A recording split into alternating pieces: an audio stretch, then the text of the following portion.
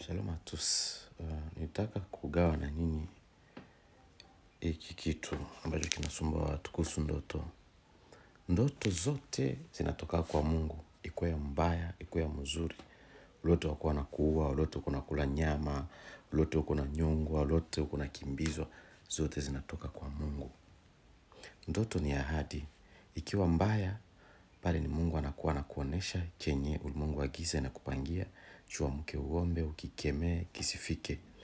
Farao alilota ngombe 7 za kugonda, zinameza ngombe 7 za kunona. Ilikuwa ndoto mbaya, lakini ilikuwa message ya Mungu. Ukilota ndoto nzuri, na ni ahadi ya Mungu, anakuonesha kitu na kuandalia kwa maisha. Inabidi ukiombe kivae mwili. Shetani hawezi kupangia mabaya tena akakuonesha hayo kwa ndoto, haiwezekani. Ni Mungu ndiye anatuonesha vitu vibaya kwa ndoto ili tuombe tuvikemee visitimie kwa maisha yetu.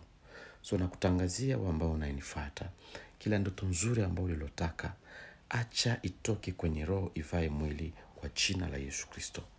Na kila ndoto mbaya ambayo ulilotaka, Mungu aiteketeze kabisa, isitimilike kwa maisha yako kwa jina la Yesu Kristo. Gawa kwa watu wengi hii video na ndoto yako nzuri itavaa mwili. Wenu Nabii Alex Bisimwa. Mungu awabariki.